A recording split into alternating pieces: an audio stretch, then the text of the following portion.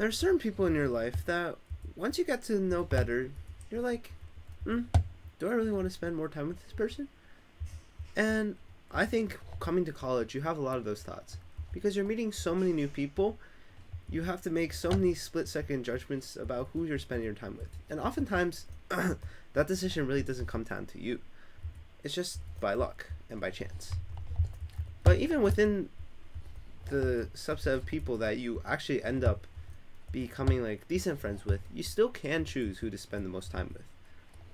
And here is where I want to come in and say that it's okay to not really like someone that much. And what I mean by this is like, you don't have to be best friends with everyone. Now this is kind of obvious, and I think obviously everyone knows this. Like, you can't be friends with everyone, and you have the right to not like people. But before, I would always think of this as like kind of like, oh, like it's like kind of mean, you know? Like, you're kind of like saying that, oh, this person is not fit to be friends with me because I don't like them. But that's not really true. That's a really bad way of thinking of it. I honestly think the right way of thinking of it is, this person, I don't want to be that close with this person because, not really I don't want to be that close to this person. It's just I don't want to, like I don't care if I get close to them or not, and I don't view them myself as being able to get close to them because they're not me enough. Right? I know everyone says opposites attract.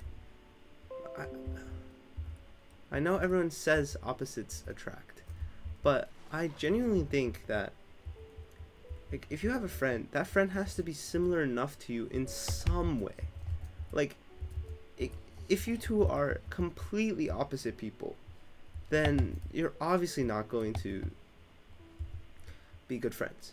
Like, and this similarity can manifest itself in many different ways. Like, you can act similarly, have the same sense of humor, or have the same set of values, but when they all click, that's when you truly get a super duper duper close friend. Obviously, closeness comes with time, but it also, I think you are predisposed to be more close to certain people than others.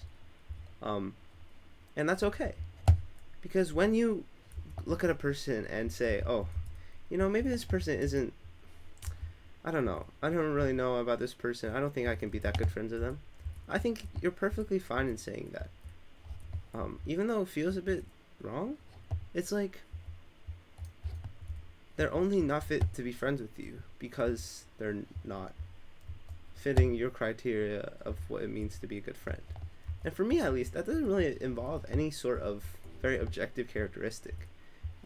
Like, sure, I like having friends that are smart, but it's also fine if my friend isn't smart, as long as they're similar enough to me in some way. And I think it's just like, friends have to be similar because the whole point of having a friend, or at least a really close friend, is they understand you in some way, right? And being similar enough in some aspect means that they understand that aspect of you very well because they are that themselves. And so I think that's one of the hallmarks of a very close friendship. It's just, there is something so similar between two people that connects the both of them, right? Like, it can even be a shared hobby, honestly. That can, like, be, it just ends up being like, how aligned are you? And obviously a bit of difference is necessary. If you were a clone of yourself, it'd be so boring. But, like, I think it's okay to not like, but just like, not like people as much, not be as effortful into, like, obviously there's a difference between being friendly and being friends, right? Obviously don't be unfriendly to the people that you don't think you can be very close friends to. Like, don't cut them off. That's like a bit too harsh. It's just like, I don't know, like, at the end of the day, you're the one that decides who you get to spend the most time with, and it's okay to decide one person over another because you just like someone better.